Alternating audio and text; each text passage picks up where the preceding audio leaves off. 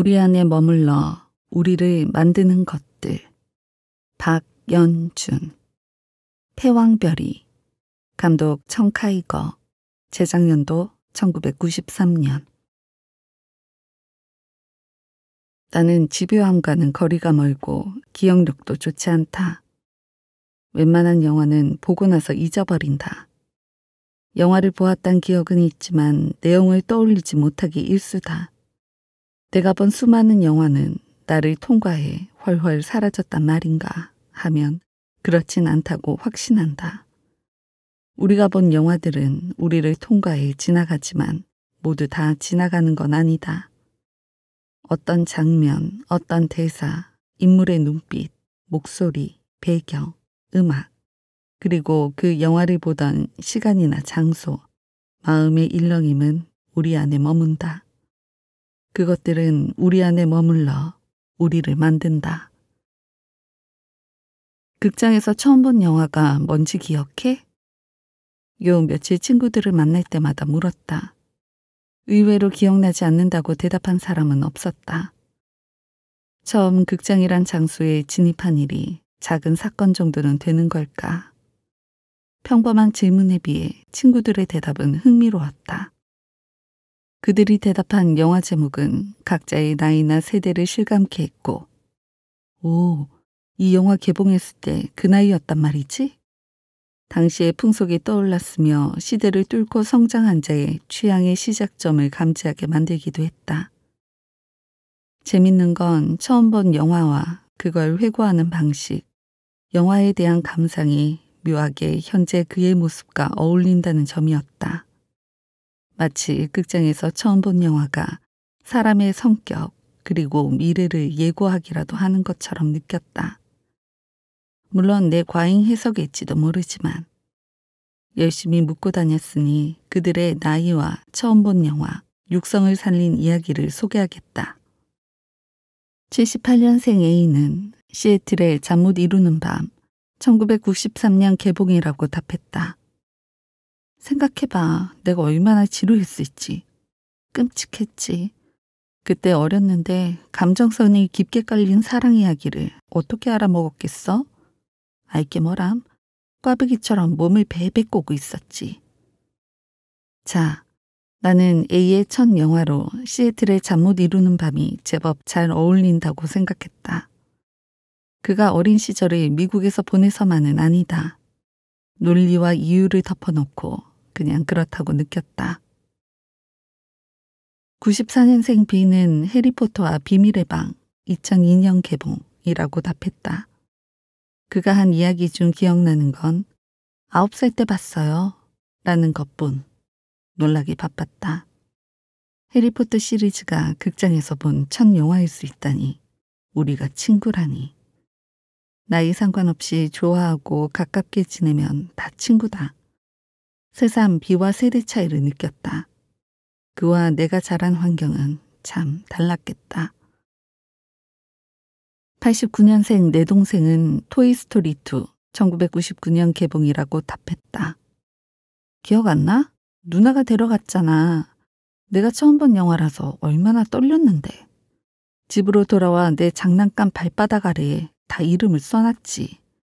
밤마다 장난감들이 몰래 움직이는 상상하고 그랬어. 기억난다. 내가 20살 때 어린 남동생을 종로 서울극장에 데리고 갔었다. 그 애가 얼마나 귀엽고 그 많던 귀여움은 어디로 갔을까? 말을 잘 들었는지. 76년생 C는 개같은 내 인생 1989년 개봉이라고 답했다. 처음에 우렘에 단체 관람을 갔는데 나만 안 들어갔어. 나 심형래 싫어하거든. 내가 영화라는 걸 처음 극장에서 봤구나 자의식을 갖게 한 건 개같은 내 인생이었어. 중학교 2학년 때 도덕 선생님이랑 단체 관람했지. 충격받았던 게 기억나. 어떤 기분이었냐고? 나 이래도 되잖아. 나 나쁜 거 아니었잖아. 일기를 엄청 쓰게 만든 영화였어. 영화 보는 동안엔 거만했고 영화 보고 나와서는 의기소침했지. 시는 말맛이 살아있는 싱싱한 언어로 시를 쓰는 시인이다. 그가 처음 본 영화가 개 같은 내 인생이라니 나는 괜히 혼자 좋아했다. 영화 속 말 안 듣게 생긴 작은 소년이 얼마나 매력적이었는지 기억난다. 어딘가 그를 좀 닮았다. 씨는 원작인 책도 가지고 있다며 사진을 찍어 보내줬다. 83년생 D는 마이걸 1992년 개봉이라고 답했다. 맨 처음 본 영화는 가설극장 같은 곳에서 본 우레메 3인데 확실하게 첫 기억으로 각인된 영화는 마이걸이었어요. 오, 흥미로웠다. 마이걸의 서정적인 이미지와 두 꼬마의 귀엽고 애틋한 사랑 이야기가 기억난다. 디는 쓸쓸하고 아름다운 시를 쓰는 시인인데 마이걸이라니. 그 영화가 어린 그의 마음에 어떤 충격으로 작용했을지 물어보지 않았다. 물어볼 필요도 없었다. 92년생 E는 에이미, 1998년과 1999년 사이 겨울 개봉이라고 답했다. 아빠가 세계적인 뮤지션이었는데 공연 중 사고로 죽는 것을 목격한 에이미가 실어증에 걸리는 내용이었어요. 7살 때 봤네요. 아직도 이거 보고 나오던 길목이 기억나요. 어땠냐고요? 너무나, 정말 너무너무 슬펐어요. 그냥 평범한 시내길이었는데 모든 것이 달라져 있는 것처럼 보였어요. 영화를 보기 전과 보고 난 후가요. 영혼이 맑은 아이로 감수성이 남다른 이의 첫 영화로 에임이라니 어울렸다. 7살의 이가 슬픔이 가시지 않은 채로 걸었을 시내길. 그 맑은 풍경이 눈앞에 보이는 것 같았다. 이쯤 되면 인간이 태어나 극장에서 본 첫 영화가 그의 성격 형성과 미래의 삶에 영향을 끼치는 게 아닐까. 혼자 흥분해서 멀리 나아가게 되었다. 94년생 F는 인셉션 2010년 개봉이라고 답했다. 고1 때 여름이었어요. 친구와 같이 인셉션을 보러 간 게 첫 기억이네요. 그전까지는 가족들과도 영화를 보러 간 적이 없어요. 첫 경험을 너무 늦게 했죠? 빈티지를 좋아하고 사진을 잘 찍고 스케일이 큰 시를 쓰고 성정이 투명하게 맑은 F. 그의 늦은 극장 나들이가 첫 영화로 인셉션을 본 것이 마음에 들었다. 무언가 딱딱 들어맞는 것 같았다. 누군가에 대해 좀 더 알고 싶다면 처음 극장에서 본 영화를 물어보라. 이야기 중에 그를 이루는 구성 성분 중 씨앗을 보게 될지도 모르고 그가 자란 시대의 얼굴, 문화의 흐름이 같이 따라와 개인의 풍경을 보여줄 수도 있을 테니까. 그렇다면 나는 어떨까? 내가 극장에서 처음 본 영화는 패왕별이다. 1993년 겨울, 14살이었다. 나는 12살 때부터 장구경의 열혈 팬이자 홍콩 영화 마니아였다. 비디오 대여점을 다람쥐처럼 드나드는 애송이로서 일주일에 서너 편씩 착실하게 홍콩 영화 비디오 테이프를 빌려다 보았다. 그땐 플레이어에 비디오 테이프를 넣고 TV 화면과 연결해야 영화를 볼 수 있었다. 테이프가 플레이어에 걸리면 손바닥으로 기계를 탁탁 치기도 하고 억지로 꺼내보려다 테이프를 망가뜨리기도 했다. 달리 재미있는 일이 없었다. 동네마다 비디오 대여점과 책 대여점이 생겨났고 볼거리와 읽을 거리를 빌려보려는 사람들로 북적였다. 일찍이 누아르 취향을 견고히 쌓아온 나는 홍콩 배우들의 이름을 줄줄 꿰고 있었다. 장구경, 주윤발, 주성치, 종초홍, 왕조현, 유덕화, 알람탄, 임청아. 바야흐로 홍콩 영화의 전성기였다. 나는 홍콩 영화를 너무 많이 봐 안경까지 쓰게 되었다. 그런 내가 드디어 극장 진출을 하게 되다니. 당시 고등학생이던 사촌 언니와 극장에 갔는데 언니가 선택한 영화가 패왕별이었다. 둘 다 홍콩 영화 팬이었고 패왕별이는 중국 영화지만 장구경의 신작이라는 이유만으로도 기뻤다. 장구경인데 문제될 게 뭐란 말인가. 극장에 입성하던 날 이런 다짐을 했던 게 기억난다. 이제부터 중요한 영화는 극장에 가서 볼 거야. 나도 클 만큼 컸으니까. 극장은 캄캄하고 내밀한 곳이었다. 호두알 속에 호두가 된 기분이었다. 오밀조밀 붙어 앉은 사람들은 함께지만 혼자였다.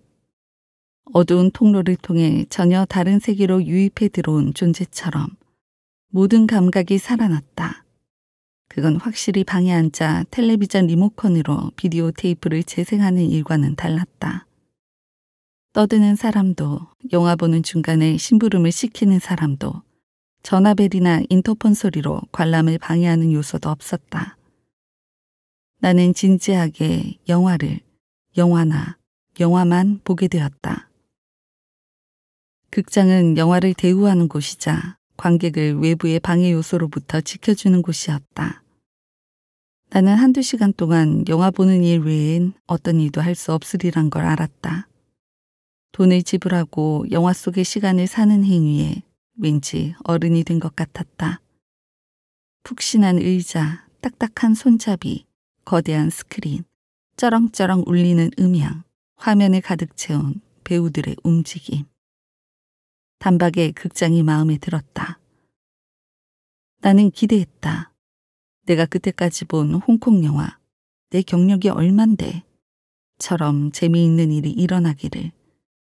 도박장에서 초콜릿을 먹고 카드를 바꾸는 초능력자가 나오거나 쌍권청을 들고 코트자락을 휘날리는 누아르풍 주인공이 나오기를. 시끄럽게 떠들고 웃기고 울고 사랑하는 인간들이 등장해 내 속에 관람객과 이물감 없이 섞이기를 바랐다.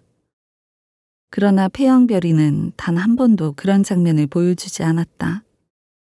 나는 긴 시간 동안 어둠 속에서 몸을 꼬며 시간을 견디고 있었다. 아직 어린 태가 다 벗겨지지 않은 14살 아이에게 패왕별이는 지나치게 높고 어둡고 심오했다.